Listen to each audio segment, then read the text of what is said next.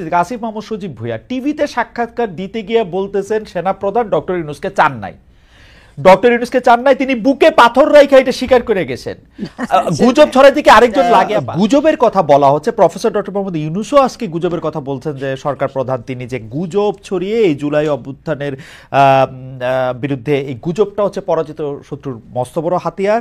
এই গুজবের পেছনে দিনরাত কাজ করছে বহু অভিজ্ঞ সমর বিশারদ, সীমাহীন অর্থ এর পেছনে নিয়োজিত আছে। আপনি একে আসলে কিভাবে দেখেন? কারণ হচ্ছে যে যাদের উদ্দেশ্যে এই গুজবটা করা হচ্ছে সেটাকে আমরা কেন এটাকে গুজব বলবো? কারণ একটু চিন্তা করলেই তারা দেখবেন যে এই কথা সত্য না, কিন্তু তারা এটা বিশ্বাস করে বা এটাকে সামনে নিয়ে এটা বলা হচ্ছে বলে যাচ্ছেন যেন এইটা তাদের দরকার ছিল, এই বাহানাটার। তারা কিন্তু এই সত্য মিথ্যাকে আলাদা করতে পারেন, কিন্তু তারা এই গুজবটাকে বিশ্বাস করছেন কারণ ঘটে যাহা তাহা তো সত্য নয়, সত্য হচ্ছে মানে আমি যেটা বিশ্বাস করি সেটাই সত্য। আর আমি তো বিশ্বাস করতে চাইতেছি এইটা, এবং আমার এটা বাহানা দরকার। সরকার এখানে আমাকে সাহায্য করতেছে। সরকার সাহায্য করতেছে কেন? সরকারেরও তো রাগ আছে আওয়ামী লীগের উপরে, সরকারেরও তো রাগ আছে ধরা যাক বিএনপির উপরে। এখন আওয়ামী লীগ বা বিএনপির বিরুদ্ধে গুজব ছড়ায় আমরা যখন আওয়ামী লীগ বিএনপির আক্রমণ করতে চাইতেছি, বিশেষ করে আওয়ামী লীগের আক্রমণ করতে চাইতেছি, কোন গুজবটার কথা বলছেন? কোন গুজবটার কথা বলছেন আমি জানি না। আমি বলতেছি হচ্ছে যে গুজব যে ছড়ানো হইতেছে তাতে তো আক্রান্ত হইতেছে হচ্ছে আগের সরকারের মানুষ। সরকার তখন প্রোটেক্ট করতেছে না, কারণ সরকার তো এটাকে লাইক করতেছে। তাহলে প্রফেসর ইউনূস কেন বলতেছেন যে এই গুজব দেখলে, এই গুজব হচ্ছে অভ্যুত্থানের পরাজিত শক্তির মস্ত বড় হাতিয়ার? কারণ এই গুজব দিয়ে তো সরকারকে বা এনসিপিকে আক্রমণ করা হচ্ছে না, গুজব দিয়ে আক্রমণ করা হচ্ছে এনসিপির শত্রুদের, সরকারের শত্রুদের। আমি যদি সরলভাবে বলি আর কি, আমি একটু ওয়ারা থেকে শুনি, ফরিদা আপার কাছ থেকে একটু শুনবো। কারণ আমার কাছে মনে হচ্ছে যে গুজব ছড়ায়ে আক্রমণ করা হচ্ছে এনসিপি শত্রুদের, সরকারের শত্রুদের, আওয়ামী লীগের বন্ধুদের। আমি এবার সমীকরণ টানতে পারি কিনা? জি ওয়ারা। আচ্ছা জি ভাই, হ্যাঁ আমি একটু বলি যে গুজব দেখেন, আমাদের এখন সামাজিক গণমাধ্যমের যুগ, এখন আমাদের ইন্টারনেটের যুগ। 80-র দশকে 90-র দশকে কিন্তু এই সুযোগগুলো অনেক কম ছিল, ইউটিউবের যুগ এখন, তাই না? গুজব তো থাকবে। এটা শুধুমাত্র এখনকার যে অন্তর্বর্তী সরকারের আমল না, এটা গত আওয়ামী লীগ সরকারের ছিল, আগামীতে যে সরকার আসবেন তাদের ক্ষেত্রেও হবে। আমার কাছে মনে হয় যে যার কাজ গুজব তৈরি করা, কিন্তু গুজব তৈরি করবেনই, কিন্তু সরকারের দায়িত্ব হচ্ছে আসলে কি খুব দৃশ্যমান কিছু কাজ করে, দৃশ্যমান জনগণের আকাঙ্ক্ষার সাথে যায় এই ধরনের কিছু কাজ করে না জনগণের কনফিডেন্সটাকে অর্জন করা। যেমন ধরেন অনেকেই বলছেন জুলাই হত্যাকাণ্ডের বা গুমের বিষয়গুলো, যেখানে আয়না ঘর, এগুলো আমরা দেখেছি, এগুলো হচ্ছে মানুষের খুব আবেগের জায়গায় আছে। সেই জায়গার বিচার প্রক্রিয়াগুলো যদি আপনি সঠিকভাবে শুরু করেন এবং সেই জায়গাগুলোতে আপনি বিচার যদি নিশ্চিত করতে পারেন, আপনি যদি যারা জুলাই অভ্যুত্থানে আহত হয়েছেন তাদের ক্ষতিপূরণের জায়গাটি আপনি নিশ্চিত করতে পারেন, আপনি যদি রিকনসিলিয়েশন গুলো করতে পারেন। এই যে আপা বলছেন যে পুলিশকে আমরা ঠিক মতো পাই নাই, কেন পাই নাই? পুলিশের সাথে সাধারণ জনগণের যে রিকনসিলিয়েশন, সেটার চেষ্টা কি আমরা করেছি? বিশ্ববিদ্যালয়গুলোতে শিক্ষকের সাথে ছাত্রের যে ঝামেলাগুলো তৈরি হয়েছে, বিশেষ করে আওয়ামীপন্থী শিক্ষক যারা ছিলেন, তাদের সাথে কি আমরা রিকনসিলিয়েশনের চেষ্টা করেছি? আমরা যখন ক্রান্তিকালীন ইনসাফের কথা বলি, পোস্ট কনফ্লিক্ট জাস্টিসের কথা বলি, শুধুমাত্র বিচারের কথা কিন্তু আমরা বলি না, সেখানে কিন্তু রিকনসিলিয়েশনের কথা খুব গুরুত্বের সাথে আসে, ক্ষতিপূরণের কথা খুব গুরুত্বের সাথে আসে। কাজে আমি গুজবের কথা আমি বলতেই পারি, গুজব তো থাকবেই, কিন্তু আমি সরকারের একজন হিসেবে বা সরকার হিসেবে আমি যখন খুব পজিটিভ কিছু কাজ করতে পারবো, আমি আমার জায়গাটা ক্লিয়ার করতে পারবো, তখন কিন্তু গুজব টুজব দিয়ে আসলে কিছু হয় না। যে আমি মনে করি সরকারের মূল জায়গাটা, মূল কনসেন্ট্রেশনটা থাকা উচিত যে কোন বিষয়গুলো মানুষ আসলে জুলাই অভ্যুত্থানের সময় সবচেয়ে বেশি চেয়েছিল, কোন বিষয়গুলো তারা আসলে সবচেয়ে বেশি চায়। আমি বলছি না তাড়াহুড়ো করে কোনো কিছু করতে, জাস্টিস হারিড জাস্টিস বারিড, সেটা আমি মনে করি, কিন্তু আমি মনে করি বিচার প্রক্রিয়াগুলো শুরু করা, ক্ষতিপূরণ করা, এই বিষয়গুলো বোধহয় সামনে আসলে আমার মনে হয় ভালো হবে। কারণ সরকারের কাজ কিন্তু নিন্দা জানানো না, সরকারের কাজ কিন্তু উদ্বেগ প্রকাশ করা না, সরকারের কাজ হচ্ছে কিছু একদম ভিজিবল কিছু কাজ করে তার যে শাসন ব্যবস্থা, তার যে নির্বাহী বিভাগের যে ক্ষমতা, সেগুলোকে দেখিয়ে মানুষকে আশ্বস্ত করা যে দেশের শান্তি শৃঙ্খলা ঠিক আছে বা সরকার সবকিছু নিয়ন্ত্রণ করতে পারবে। সেটা বেশি গুরুত্বপূর্ণ। আমার মনে হয় যে ফরিদা আপার কাছে একটু শুনি, আমার একটা প্রশ্ন আছে, আগে ফরিদা আপাকে একটু শুনে নিই। মানে আমি প্রথমে ধন্যবাদ দেব যে রিকনসিলিয়েশনের কথাটা ওরা তুলেছেন। তার আগে আমি একটু গুজবের কথাটা বলি। গুজবের কথাটা আজকে প্রধান উপদেষ্টা ডক্টর মোহাম্মদ ইউনূস যেটা বলেছেন, এটা শুধু এমনি সাধারণ গুজবের কথা বলেন। আপনারা খুব ভালো করে জানেন যে একটি গোষ্ঠী, এবং এটার সাথে শুধু দেশীয় শক্তি না, আমাদের বহু বাইরের শক্তিও না, আছে। এটা ঠিক, এটা আমাদের সবাইকে স্বীকার করতে হবে যে ভারতীয় মিডিয়া যেভাবে প্রপাগান্ডা চালাচ্ছে আমরা একদম সরাসরি বলতে পারি, এবং ভারতীয় মিডিয়াটা যেভাবে শুরু করেছে এটা আসলে যাই হোক। একটা উদাহরণ দেই, যেমন ইয়েতে প্যালেস্টাইনের আক্রমণের বিরুদ্ধে ইয়ে করবে, প্রতিবাদ সমাবেশ হবে, সে কারণে ওই আমেরিকান এম্বাসির দিকে একটু আর্মির ইয়ে হয়েছিল, আর এদিকে ওরা গুজব ছড়াই দিল যে আর্মির মানে বিশাল কিছু পরিবর্তন হয়ে যাচ্ছে। এই ধরনের অনেক কথাগুলো আছে যেগুলো খুব ডিস্টার্বিং। জি আপা, মানে এইটা একদম 100% আমি মনে করি যে ভারতীয় মিডিয়া শেখ হাসিনা ওইখানে চলে যাওয়ার পর, পলায় যাওয়ার পর যা শুরু করছে, যা বলতে শুরু করছে, নিজেদের দেখে নিজেদের লজ্জা পাওয়া উচিত। কিন্তু আপা এখানে একটু প্রশ্নটা করেই ফেলি, আপনি যখন আর্মির কথা বললেন, আপনি একটি গোষ্ঠীর কথা বলতেছেন, ভারতের কথা আমি 100 বার বলবো যে ওদের মিডিয়া বা ওদের অনেক মিডিয়া বা অনেকগুলি গুরুত্বপূর্ণ মিডিয়া যা করতেছে আমি সারা জীবন এরকম দেখি নাই। এটা মানে খুবই মিডিয়ার একজন ছাত্র হিসেবে আমি লজ্জিত যে তারা আসলে এটা কি করতে চাচ্ছে এটা। কিন্তু আপা জি, মানে এখন এইটার ওয়ে হয় ডক্টর ইউনূসকে চাকরি ছাড়তে হবে, অথবা সেনাপ্রধানকে বরখাস্ত করতে হবে। আপনারা তো কোনোটাই করেন নাই। অথবা আসিফ মাহমুদ সজীব ভুঁইয়ার আপনাদের বলতে হবে যে আপনারা এগুলি কি বলেন। পোলাপাইন হোসেন কতদিন থাকবে না, প্রকাশ্যে বলেন। উনি তো মন্ত্রী, এখন উনি তো মন্ত্রী, আমাদের সন্তান সময় হইলে কি, উনি তো মন্ত্রী। তো উনি যখন এটা প্রকাশ্যে বলেন, আপনি দুইজনেরই চাকরিতে রাখেন কেমনে? ইউনূস বা ওয়াকার সাহেব কারো তো চাকরি ছাড়তে হবে এই কথাটা মানলে। এই তো খালেদ, আপনি কথা না শুনে আপনি রেগে যাচ্ছেন। ব্যাপারটা হলো যে আসলে আসিফ মাহমুদ সজীব ভুঁইয়া যে কথাটা বলছে, এটা আপনারা জেনেছেন যে অনেক সমালোচিত হয়েছে, এবং এটা আমাদের ভিতরেও অনেক সমালোচনা হয়েছে, কারণ এই কথাটা আসলে সরকারের কথা না, এবং সরকারের পক্ষ থেকে হয়ে সে বলেনি। সে তখন মানে তার পুরনো ভূমিকায় চলে গেছে হয়তো, সেজন্য বলেছে, কিন্তু এটা সরকারের কথা কোনো মতেই না। কাজে এটা রাখা না রাখা, এবং তাকে বলা হয়েছে এগুলো মানে এই ধরনের কথাগুলো আসলে আমরা বিরত থাকবো। কিন্তু আসলে যেটা হলো যে সেনা প্রধানের সাথে, বা আমি মনে করি যে আমাদের সরকার এখন সুস্থভাবে কাজ করার জন্য আমাদের কিন্তু দেশের সেনাবাহিনী একটা প্রতিষ্ঠান, তার সাথে আমাদের সম্পর্কটা সরকার মানে সম্পর্কটা ভালো রাখা, দূরত্ব কোনো মতেই না রাখা, এটা কিন্তু একটা জরুরি। আমাদের সামনে যে সময়টা আসতেছে, আমরা কিন্তু এখানে আমরা কোনো রকম গুজবের কারণে আমরা যেন বিভ্রান্ত না হই, এটা আমি সবাইকে অনুরোধ করব। যে তারেক রহমানের কথা আপনারা দেখলেন যে যেভাবে বলছে, সবাই জনগণের মধ্যে কিছু কিছু মনে করে, কিন্তু আসলে কিন্তু এটা আমি মনে করি যে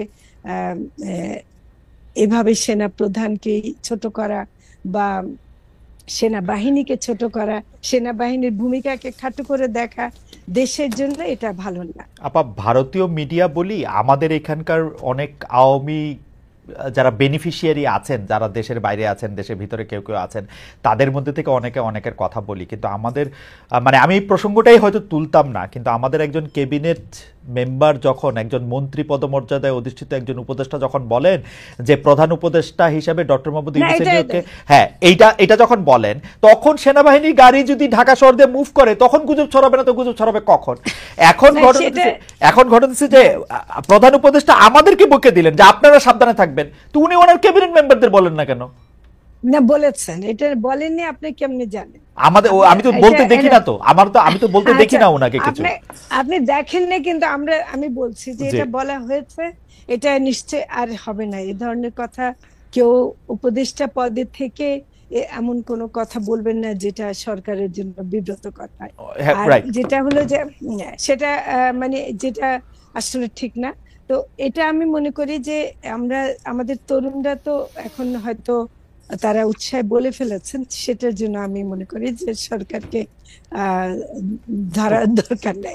ওকে ঠিক আছে আপা, আমরা পরবর্তী প্রসঙ্গে যাবো। তো ওয়ারা কিছু বলতে চাইছিলেন, সেই জন্য আমরা একটু ওয়ারাকে শুনি যে আপনি এই প্রসঙ্গে কিছু বলতে চাইছিলেন কিনা।